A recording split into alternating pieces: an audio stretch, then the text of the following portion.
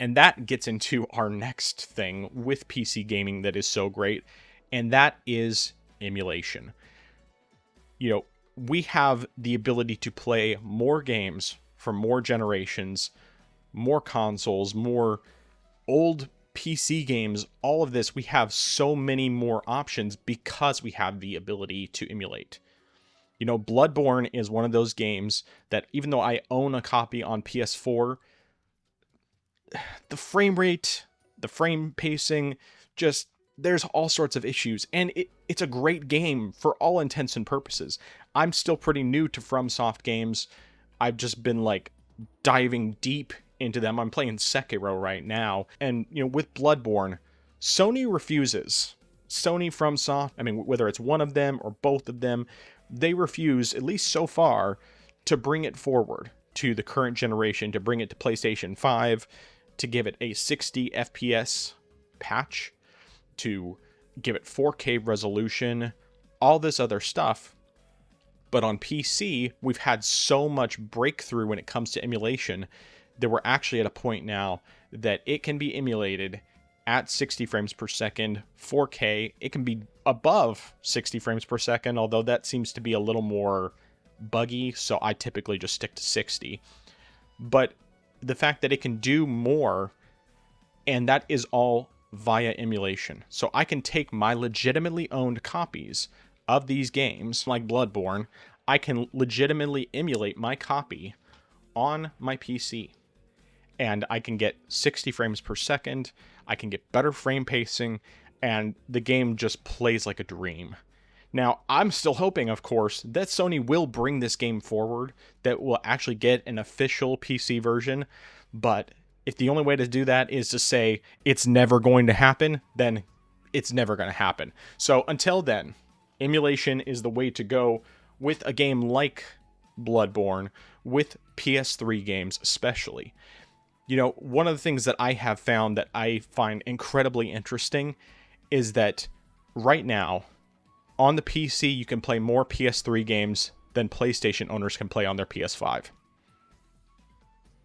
That's just a reality. I can grab any of my PS3 games. I could, you know, play them on my PS3 if I want to.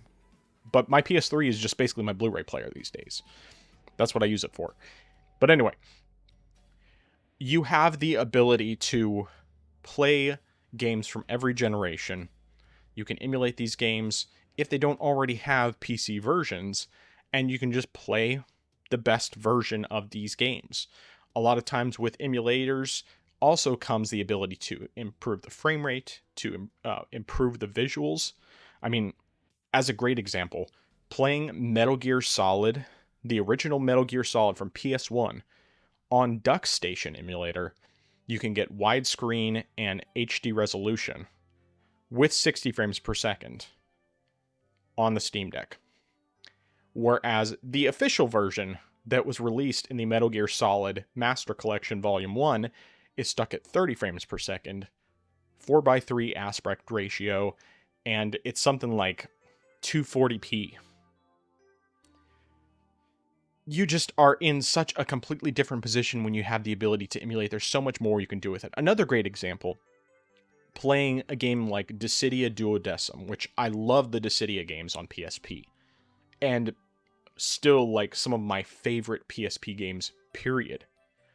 But Dissidia Duodecim, I can run it on my Steam Deck at 60 frames per second. I can run it at significantly higher on my desktop with improved resolution, with improved frame rate, all of that stuff. And that's something that you just can't do on consoles unless they officially give those things to you. Emulation is a great feature of PC. I mean, I know that the idea in general is people say, oh, well, it's just piracy. Well, the problem with piracy is always a problem of availability. It's not a problem of whether or not people want to pay for the service. I mean, though there are definitely people who will 100% just pirate, they won't pay for anything. But in our case, in a lot of cases like my own, I just want to be able to play some of these games that otherwise are prohibitively expensive, that the developer doesn't see a dime that I would be spending on the game if I were to do it. A great example being like the Xenosaga collection.